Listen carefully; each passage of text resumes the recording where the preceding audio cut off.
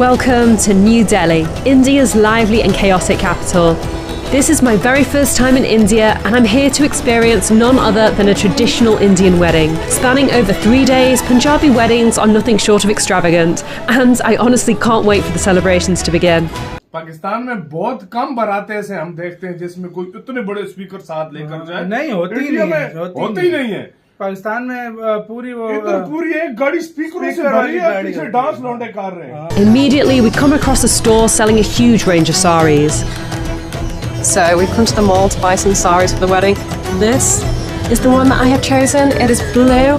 I do not know how I'm going to put it on myself on the day though. It was a little bit challenging getting it on, but I'm so happy. मैं देखती हूँ कि like शादियों में काफ़ी ज़्यादा रस्में होती हैं और बहुत सारी मैं इंडियन शादियाँ देखती हूँ जो कि बहुत बड़े बड़े बजट्स की होती हैं और लिटरली मुझे ऐसा लग रहा होता है कि मैं कोई ना मतलब किसी मूवी में कोई सीन देख रही हूँ। इस तरह की शादियाँ जो है वो की जाती हैं। Henna designs are so beautiful and delicate. The artwork will now stay on my hands for several days. Lewis also gets involved and has some beautiful henna of his own. इस वीडियो में भी note करती यार, jewellery और कपड़े इतने कमाल के, खासतौर पर जब वो बारात जाती थी एक लाइट पिंक सी ड्रेस में, एक वो फीमेल थी आगे, वो बहुत औसम, बहुत प्यारी लगती थी। तो इंडियन साड़ीज वगैरह ज्वेलरी आपको पता है कितनी ज्यादा फेमस है।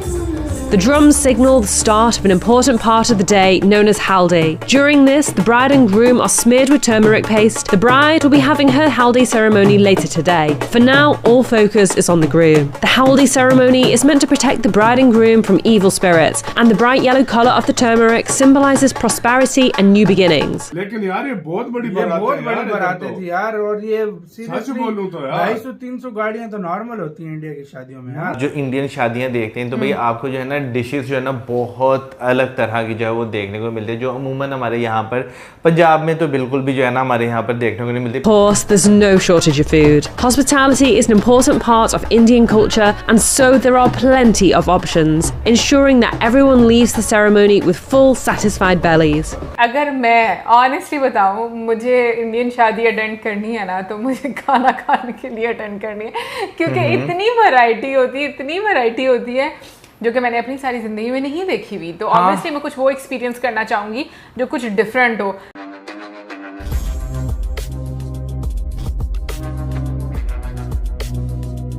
It's then time for the groom to receive his elaborate headdress.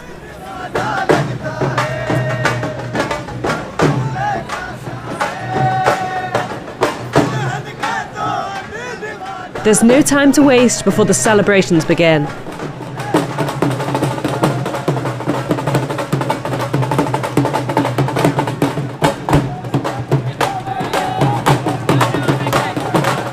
It's tradition for all men on the groom's side of the family to have their heads wrapped with a turban. It's now time for the Bharat. This is where the groom's party journey to the wedding venue as a procession, where the bride and her family are. Traditionally, the groom travels on a decorated horse. This dates back to centuries ago, when a groom would travel for days on horseback in order to reach his bride. We attach extra decorations to the horse's bridle, which is said to bring good luck. It's time for the procession to officially begin. The horse only takes the groom part way before it's time to switch transportation to this gorgeous vintage Rolls Royce. I noticed that a lot of money is being thrown around. I'm told this is a way to shower good fortunes over the bride and groom, ward off evil spirits, and is generally a sign of celebration. This tradition is typically practiced in northern India. Eventually, we reach the wedding venue, where the bride and her family are waiting. Flower garlands are exchanged in a ceremony known as Milni. It symbolises goodwill and unity between the bride and groom's families. It's only when we venture inside that I see the bride for the first time. She looks beautiful. The bride and groom exchange garlands of their own in a tradition known as Varmala, which symbolises acceptance of one another. Then, it's time for the celebrations to commence, followed by some delicious food. It's very cold. It's raining outside, but it's really nice. We're enjoying ourselves. The time of the official wedding ceremony is dictated by astrological factors. As a result, the ceremony is scheduled for 2 in the morning. There are lots of parts to this ceremony, but some of the key parts are the tying of the 2 scarves, which symbolises the union, the sacred fire ceremony, where sacrifices such as rice are thrown into the fire to seek a blessing for the marriage, and the 7 sacred rounds, where the couple must circle the fire 7 times. It's only now that the couple are officially married. The groom gives the bride the Mangal Sutra, a sacred necklace which symbolises their marital bond. It's been an absolutely incredible few days. I feel so honoured to have been invited to such a special event and to witness such a fantastic part of Indian culture. Something that has really stood out to me is the hospitality. I've been made to feel so welcome and looked after. My Indian family really went above and beyond to make me feel like part of the celebration. Literally मुझे ऐसा लग रहा होता है कि मैं कोई ना मतलब किसी मूवी में कोई सीन देख रही हूँ। इस तरह की शादियां जो है वो की जाती हैं। हाँ सीरियसली, इतने बड़े बड़े लेवल पर आपको शादियां देखने को मिलती है, डांस इस तरह के देखने को मिलते हैं, प्रॉपर स्टेज बनाए होते हैं।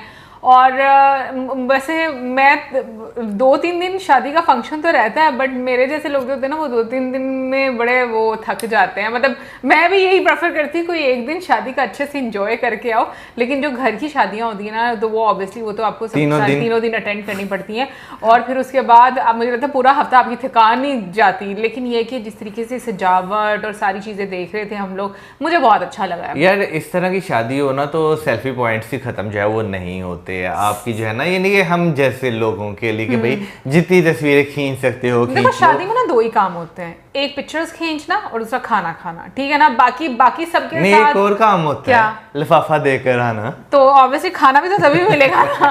अब तुम क्या चाहते हो, मुफ्त में खिला दें क्या?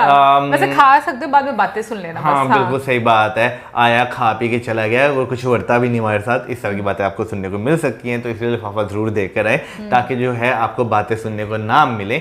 लेकिन हाँ भाई शादियों में जो है ना, यानी कि आप जो इंडियन शादियाँ देखते हैं तो भाई आपको जो है ना डिशेस जो है ना बहुत अलग तरह की जो है वो देखने को मिलती है, जो अमूमन हमारे यहाँ पर पंजाब में तो बिल्कुल भी जो है ना हमारे यहाँ पर देखने को नहीं मिलती। पंजाब से बाहर फिर भी हम जो है 1 डिश जो है वो नहीं चलती, वहाँ पे आप अनलिमिटेड जो है वो डिशेस जो बना सकते हैं। तो कभी सिंध में, KPK में, बलोचिस्तान में कहीं पे भी जो है आप देखें तो आपको जो है वो देखने को जो मिलता है। लेकिन हमारे जब नहीं भी थी ना पाबंदी तब भी इतना खाना, इतनी वैरायटी नहीं मैंने यहाँ पर देखी थी। खैर मैंने तो वो टाइम ही नहीं देखा।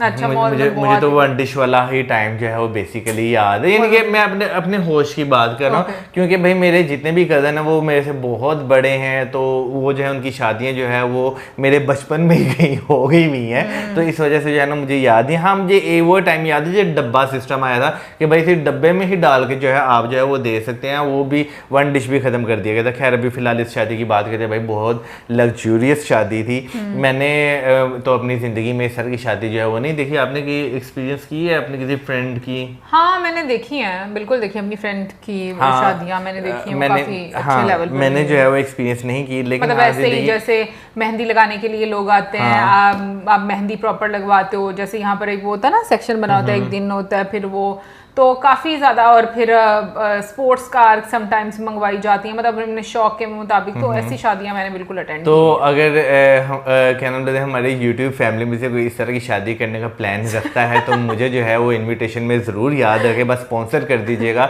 मैं ज़रूर आऊँगा प्लीज़। अब सही है तड़लों पे आया है प्लीज। मतलब फिर जब ये आएगा ना तो कहना ये हमारा वो वाला मेहमान है जिसे हमें प्लीज करके हमें इनविटेशन जो मंगवाया है। दोस्तों भारत की अद्भुत और शाही शादी को देखकर विदेशी लड़की हैरान हो चुकी है और उसका ये कहना है कि भारत के लोग अपने यहाँ की शादियों में पानी की तरह पैसा बहाते हैं, इसलिए भारत में होने वाली शादियाँ हमारे देश की शादियों से बहुत ही ज़्यादा अच्छी होती है। दरअसल दोस्तों एक अमेरिकन लड़की दिल्ली में भारतीय शादी में शामिल होने के लिए आई हुई थी। जब वो शादी का हिस्सा बनी तो भारत में आकर उसने देखा कि भारत अब पहले से बहुत ही ज़्यादा बदल चुका है। ये शादी में जाने के बाद उस लड़की ने बताया कि भारतीय शादियों में अलग अलग प्रकार की बहुत ही ऐसी रस्में होती है जिसे अटेंड करने का मज़ा ही कुछ अलग है। उस लड़की ने आगे बताया कि शादी की सभी रस्मों से मुझे हल्दी की रस्म बहुत ही ज़्यादा पसंद आई। इसके बाद अगले दिन वर और वधू के द्वारा लिए जाने वाले 7 फेरों की रस्म को देखकर उसे वो बहुत ज़्यादा अच्छी लगी। उसने बताया कि 7 फेरों के 7 वचन से लड़के और लड़कियां पूरी ज़िंदगी एक दूसरे के साथ रहते हैं, तलाक जैसी कोई समस्या नहीं होती और 7 जन्म तक अपनी शादी निभाने का वचन देते हैं। इसके बाद शादी में जिस प्रकार का खाना परोसा गया वो खाना भी उसे बहुत ही ज़्यादा अच्छा लगा। तो दोस्तों आज के लिए बस इतना ही। अगर आपको ये वीडियो पसंद आया हो तो वीडियो को लाइक कर दें और हमारे चैनल को सब्सक्राइब कर लें।